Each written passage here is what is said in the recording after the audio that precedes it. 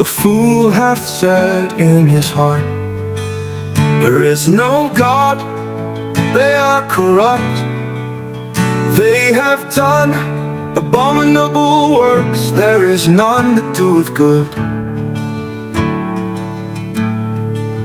The Lord looked down from heaven upon the children of men, to see if there were any that did understand and seek God. They are all gone aside, they are altogether become filthy. There is none that doeth good, no, not one. Of all the workers of iniquity, no knowledge, who eat up my people as they eat bread, and call not upon the Lord. There were they in great fear, for God is in the generation of the righteous. Ye have shamed the counsel of the poor, because the Lord is his refuge. Oh, that the salvation of Israel were come out of Zion, when the Lord bringeth back the captivity of his people. Jacob shall rejoice, and Israel shall be glad.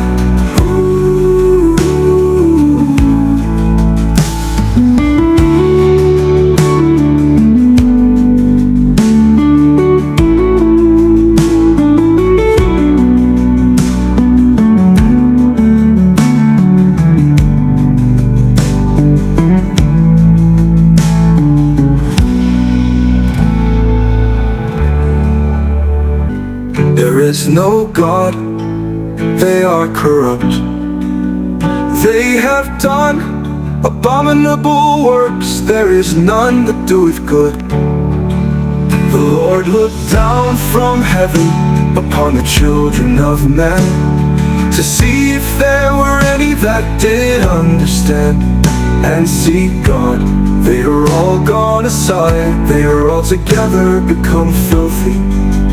There is none that doeth good, no, not one. Have all the workers of iniquity no knowledge, who eat up my people as they eat bread, and call not upon the Lord. There were they in great fear, for God is in the generation of the righteous. Ye have shamed the counsel of the poor, because the Lord is his refuge. Oh, that the salvation of Israel were come out of Zion, when the Lord bringeth back the captivity of his people. Jacob shall rejoice, and Israel shall be glad. Hey everyone, welcome back. Ready for another deep dive? Always. What are we looking at today? Well, today we're tackling Psalm 14, but we're going to be coming at it from a pretty unique angle. Oh, I'm intrigued. Yeah, so we've got this really insightful piece on interpreting and translating the psalm. Oh. And it frames it from like a Christian pastor's perspective. Okay, yeah, I can see how that would lead to some interesting insights. Exactly. So we're going to be looking at what this ancient text has to say about, humanity, faith, all that good stuff. Should be pretty thought-provoking. Definitely. Psalm 14 is packed with imagery and meaning. It really is. And the way it's structured, it kind of takes us on a journey. Yeah. Right? We start with this idea of humanity's depravity. Right. Then it moves into God sort of examining humanity. Then we get into the fate of the wicked. And finally, it ends with this beautiful, promise of hope and salvation. I like that journey idea. It's like each theme builds on the one before it, creating this, this powerful narrative arc. That's exactly. I'm glad you see it that way too. Okay, so let's jump right in. Let's do it. Okay, so the psalm opens with this really powerful line. The fool says in his heart, there is no God. I mean, right off the bat, we're hit with this strong statement. So from, a pastor's perspective, how would you approach this whole concept of the fool in Psalm 14? Yeah, it's definitely a verse that can be easily misinterpreted, right?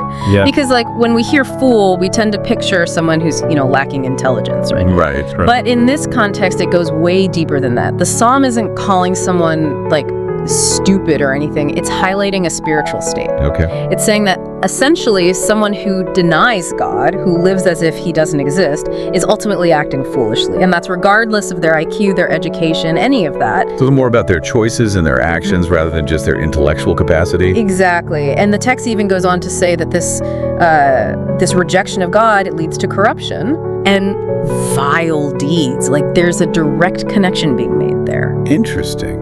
And, this idea that denying the existence of a higher power or even just like a moral compass can lead to moral decay, it's something that's resonated throughout history, wouldn't you say? Oh, absolutely. I mean, even outside of like a specifically religious context, Right. a lot of philosophers and ethicists have made that same argument, that a belief in something bigger than ourselves is essential for a just and moral society. Totally. And it's just fascinating how this ancient text is speaking to something so fundamental about the human condition, Yeah, it really is. Okay, so moving on. After this, pretty bold statement about the fool, the psalm shifts gears a bit. Okay. And we get this image of God looking down from heaven Right. and examining the hearts and minds of all humanity. Like, what kind of imagery does that evoke for you when you read that? It's powerful, It paints this picture of God as this loving but also watchful observer. It's not like a distant, uncaring deity, but one who's intimately involved with his creation, Like, he sees and knows the depths of our hearts. That's beautiful. Yeah. So what does God see when he looks down? Well, that's where it gets a little heavy. Yeah. The psalm says, "All have turned away, all have become corrupt. There is no one who does good, not even one." Whoa, right. Yeah, that's pretty intense. So is this like a message of complete and utter hopelessness? Well, it might seem that way on the surface, I guess. Okay. But I think it's more of like a wake-up call. Okay. The stark reminder of our human condition. And it's important to remember that this is just one piece of the puzzle. It's setting the stage Got it. for the good news that is yet to come. Right. So for a pastor, I imagine this verse is less about, dwelling in that negativity and more about using it to emphasize the need for something greater, right? Absolutely. It's an opportunity to highlight the need for redemption, for grace, for something that can lift us out of this state of brokenness. Beautiful. Okay, so let's talk about those who choose to remain in that state of brokenness, those who continue to reject God. Because verses 4 through 6, they get pretty graphic in describing like the actions and the ultimate fate of the wicked. Yeah, they do. The language definitely intensifies there. It talks about them devouring people, exploiting them for their own gain. Wow. And just completely disregarding God and his laws. It also says they will eventually be overwhelmed with dread.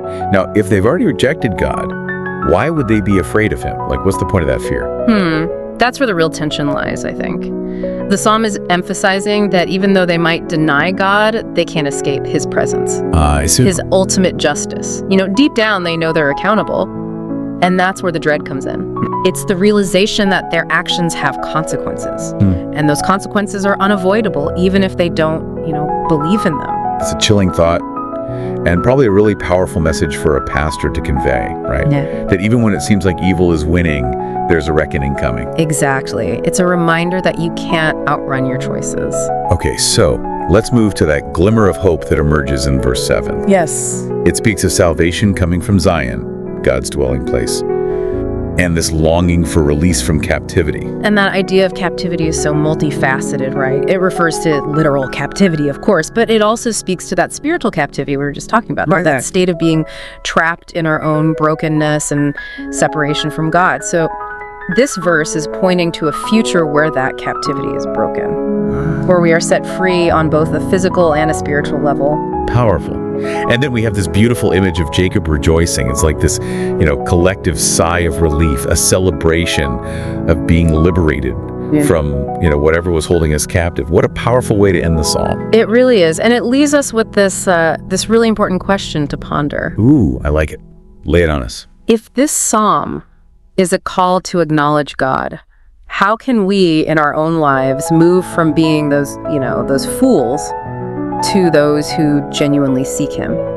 What does that transformation look like in our daily lives? What would that change look like in the world? That's an amazing question to leave our listeners with. And on that note, we conclude our deep dive into Psalm 14 We hope this has given you some new insights into this timeless text.